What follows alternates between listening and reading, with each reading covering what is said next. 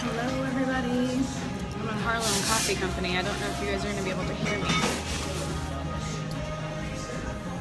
Facebook Live. Oh, the lighting is good until you get into their logo. Yeah, so I got in here this morning. It's a little cold outside. I was going to go for a walk and talk about this, but pull out my headphones really quick because it might be too loud in here to talk.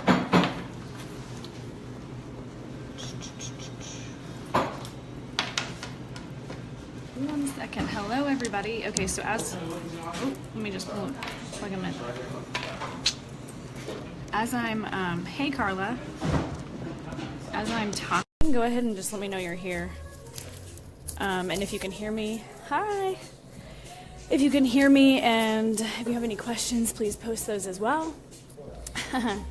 All right, so walked into Harlem Coffee Company this morning, and my dad's song came on, the song that we played at his funeral. He's been showing up a lot lately, so I know that definitely there's a bit of my dad's good juju here for this conversation. Yeah, it's kind of funny how he shows up. He's shown up a couple times in New York already. So a lot of you have been watching me for about a couple years, maybe 2 years. Maybe we're friends from Isagenix or we're friends from yoga or something, but there's a story before. Can you guys still hear me? Let me know if you can hear me. I don't use headphones very often. Yeah, so I was thinking this morning because actually, let's rewind a little bit, because the other day I did a Facebook Live and someone had asked a question like, how are you, okay, perfect, thanks Carla. How are you so positive? Like, why are you so positive? I don't understand how you can be so positive. And there was a time in my life when I was not positive. There was a good long time in my life when I was not positive. It was not my default mode of thinking or operating or showing up in this world. And for those of you who have been friends with me for a long, long time on Facebook, you've seen the transformation. You've seen me go from really, really sick and dying to really, really well and thriving and doing, just living out my life and my passion and my dreams. It wasn't always that way. So the story about that, Crohn's disease. So I was actually diagnosed with Crohn's disease when I was 19. And I can remember most of my life growing up, I was very anxious and I was very, there's people walking in and out the door. I was very anxious, and I don't recall really any time in my entire life up until I was 25 where I was actually present. I think that I was always either living from something that already happened, and I actually recall as a kid where I would walk down the street rehashing conversations that have already happened. I don't know if any of you guys can relate to that. Trying to think of how I could have said it better, or how I could have said it without sounding dumb or whatever. But I used to build stories in my head constantly. And I went through about 6 years of death, essentially, in my body. And right after my dad had died in 2010, and then my mom had gotten diagnosed with cancer, that's when things started to shift. My mom had come to Tennessee not responding to treatment for stage 3A cervical cancer. And when she showed up, sorry, I'm still waking up a little bit, so this might be a lot of ums and a lot of likes and a lot of pauses because I'm trying to remember the story and put it together in the right order. Hey, Joni. So we went to yoga in Nashville for complete vanity reasons. Hey, Jeremy. Nice to see you.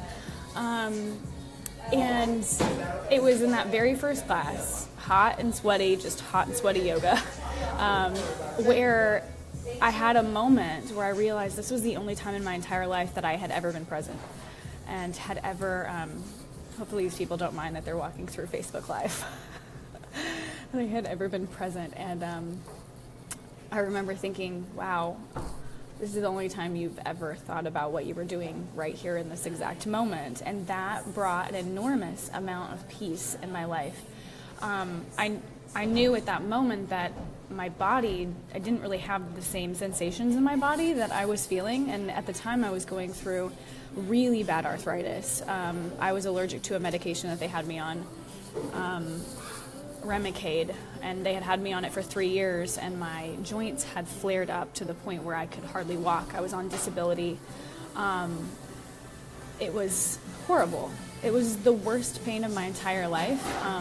There was no end in sight. It was the very last option for me, medically speaking. And so about 3 or 4 months later, my doctor had, I had stopped breathing in an infusion. And my doctor told me that I was allergic to Remicade, and so I was completely out of options. And knowing what I had experienced in yoga, and that moment of presence where my body no longer felt the same, it felt at peace, I decided to pursue yoga. I decided to follow that path and see what that path would bring. Let me see if I can put on my other thing, because the music in here is getting distracting. And I have not had enough coffee, and I'm out of Ionics, and I'm very sad about that. It comes in today. Moving to New York. So I went on this journey with yoga that basically lasted for about, well, it's still going, but the path to healing my body started, healing my mind really started with healing my body. And I moved to Hilton Head, South Carolina, and started practicing very regularly, and had the opportunity to go through teacher training. It was there in teacher training where I realized that yoga was way more than the physical practice. It was way more than asana. And in fact, I practice very little asana now. I'm back on my mat for sure, but my yoga practice is way more in here. And that's what I wanted to talk to you guys about today. So when I went through teacher training, I realized that, I actually was introduced to the concept of yoga really is the calming of the fluctuations of the mind stuff. So you're supposed to notice your thoughts. It's almost like you're taking a zoomed out, like you're up here and you're looking at your thoughts and you're asking yourself, is that useful or is that not useful? And every single moment.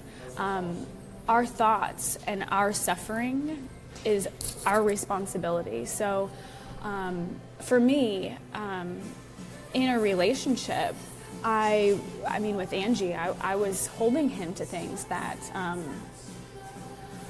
were me, things that I needed to do for myself, and it was causing me suffering and him suffering. And so at that point in yoga teacher training, it's called ahimsa, non-harming, and I decided to cultivate my practice around that, and just what would happen if I dropped the expectations of somebody else, and I dropped just everything that I thought I needed from somebody else and started giving those things to myself. And then asking myself in every single moment, whenever I feel suffering really, in my body, in my mind, whenever I'm anxious or depressed or any of that stuff, asking myself, well, where is that thought coming from? Is it useful? And if it's not useful, cultivating the opposite thought. So if it's something like, oh my God, that person pisses me off so badly, well, why do they make you mad? And think about what's happening in your body, what's happening in your mind, and asking yourself, is that actually true? Is that useful? What does it do? Like, what's the product? What's the end product or result of this whole thing? Is it worth it? Is it worth losing your peace over? And if it's not, then change it. Change it. So I began this process, and it's a long process, guys, before it becomes who you are and what you show up as in this world.